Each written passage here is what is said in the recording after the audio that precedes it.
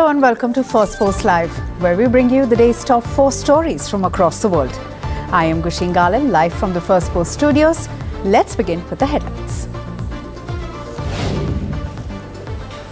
Germany's Munich airport reopens after overnight drone sightings, forced cancellations and diversion of dozens of flights that left nearly 3,000 passengers stranded. In Italy, a strike in support of the Gaza aid flotilla disrupts trains, threatens commuters with delays of over 80 minutes in a second day of protests in Rome.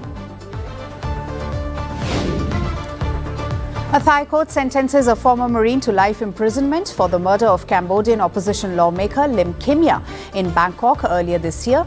The court initially imposed the death penalty but commuted it later. The death toll in the Vietnam from Typhoon Bua Aloy rises to 51, with 164 injured. The storm and subsequent floods have damaged over 230,000 homes, with property losses estimating to up to $603 million. And a massive fire breaks out at a Chevron refinery in California, which is one of the largest on the U.S. West Coast. Authorities say the flames were confined to one area and emergency teams responded swiftly.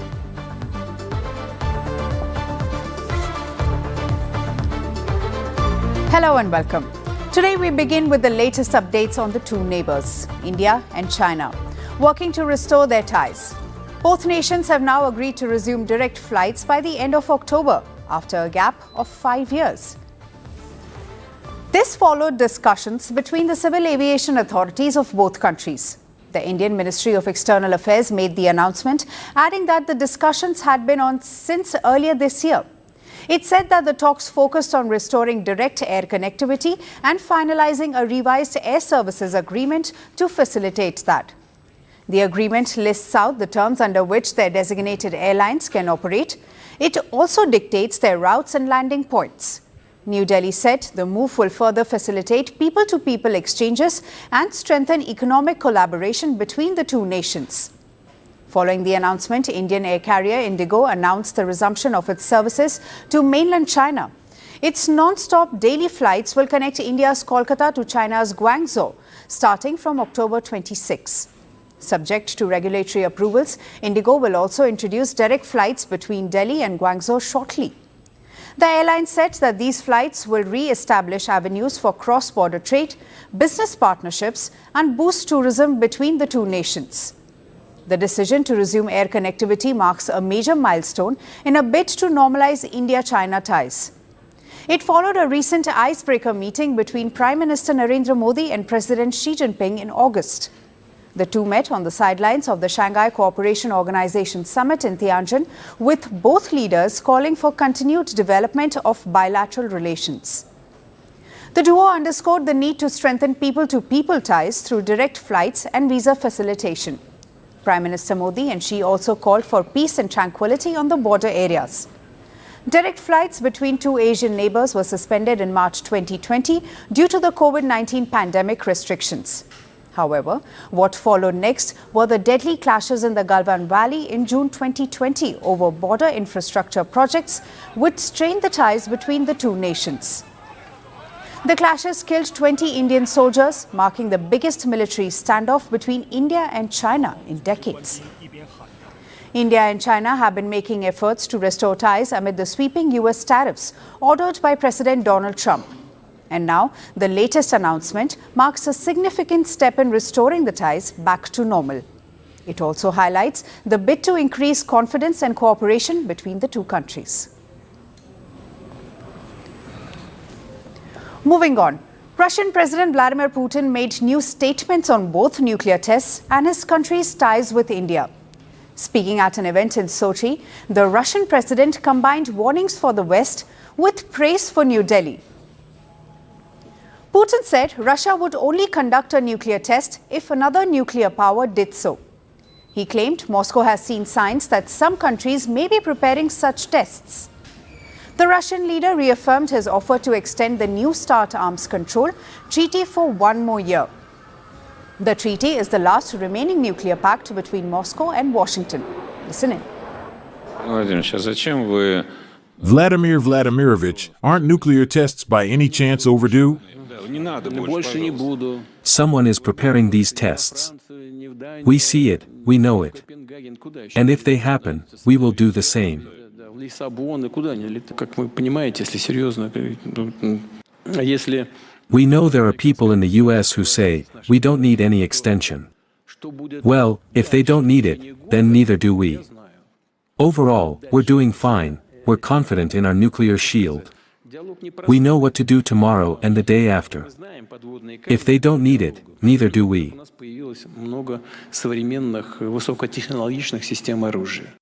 Putin also responded to the President Trump's remarks, calling Russia a paper tiger, suggesting that the US-led NATO alliance might better fit that description. The Russian leader warned that if the United States supplied Tomahawk missiles to Ukraine, it would trigger a dangerous new escalation. The comments come against the backdrop of the war in Ukraine, which has become Europe's deadliest conflict since World War II. Russian officials say relations with the West have now entered what they call a quote-unquote hot phase, which comes amid alleged Russian drone intrusions in the NATO airspace in Denmark and Poland last week. Turning to India, Putin defended New Delhi's continued imports of Russian crude oil despite US pressure. He said the purchases were purely economic decisions and warned that refusing them would cost India billions of dollars. Putin said Washington's additional tariffs on Indian exports amounted to an attempt to humiliate New Delhi, adding that the Indian leadership would not allow such a situation. Putin described Prime Minister Narendra Modi as a balanced and wise leader, highlighting the special nature of India-Russia ties. The Russian president also hailed his country's cultural ties with India, adding that Russians love Indian cinema and that Russia has a separate channel that streams Indian films day and night. Listen in. Our relations with India are of special nature ever since the Soviet Union and since the day India fought for their independence. India knows, remembers and appreciates that, and we appreciate the fact that India never forget that. PM Modi is a very reasonable and wise leader. He is very oriented in the interest of his nation. We love Indian cinema.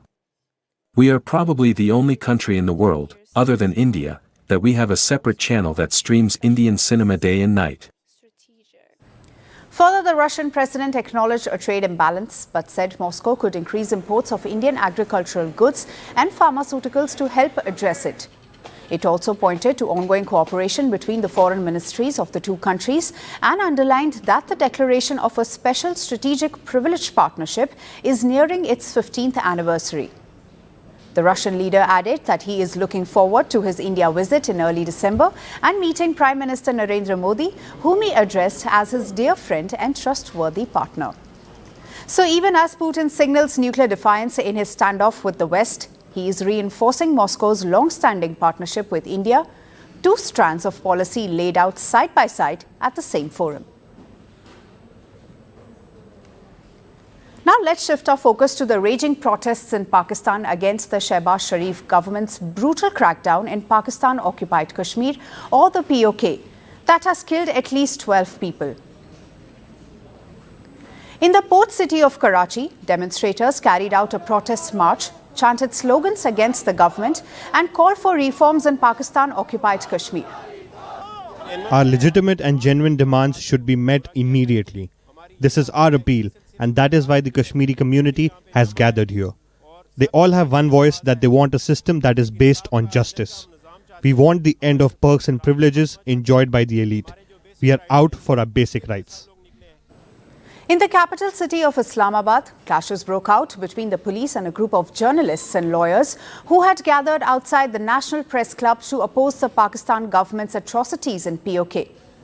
Reporters say security officials stormed the facility, assaulted the protesters and dragged them out of the National Press Club. These demonstrations in Karachi and Islamabad, two of Pakistan's biggest cities, followed the government's clampdown in PoK.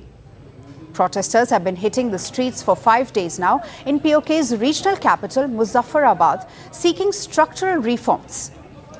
On September 29th, these demonstrations in PoK turned fatal and left hundreds injured after police opened fire on protesters. Thousands came out on Thursday to attend the funeral of those killed in violence. But despite the crackdown, the protests continued for a fifth day today, with calls for a shutdown and wheel jam strike. For days now, authorities have cut off phone links and internet access to the region. And at the centre of this agitation is the Jammu Kashmir Joint Awami Action Committee, or the AAC, a civil society alliance. The AAC demands long denied political and economic rights for the people of the region that it says have been denied by successive Pakistani governments in over 70 years. AAC says the lockdown and protests are a direct response to years of government neglect and corruption, as well as the region's resources being wasted on political patronage and bribery. Its senior leader, Shaukat Nawaz Mir, reportedly said that the Pakistani army and the government were on a witch hunt against the people of PoK. The group has called on the government to accept its demands, reportedly comprising a 38-point charter, which includes the end of perks and privileges enjoyed by the region's politicians, bureaucrats and government functionaries. Their key demand, however, is the abolition of 12 seats in the PoK Assembly reserved for Kashmiri refugees living in Pakistan, which locals say undermines local representation and allows Islamabad undue control over PoK's politics. It also includes subsidized flour, fairer power tariffs and renegotiation of hydropower plants. The recent deaths have further enraged the local communities who were already on edge over several issues, including an increase in terror attacks in recent years. Increased terrorist activity also follows banned groups like the Jaish-e-Mohammed moving into the area to establish new bases after India's Operation Sindoor. The protests in PoK are aimed at seeking political and structural reforms, but a brutal government crackdown has turned them into a larger countrywide movement and has put Prime Minister Shehbaz Sharif in a challenging spot. Moving on to Washington, where a government shutdown is entering its third day. President Donald Trump has called on Republicans to clear out dead wood, waste and fraud from within the federal government amid the first shutdown in nearly 7 years.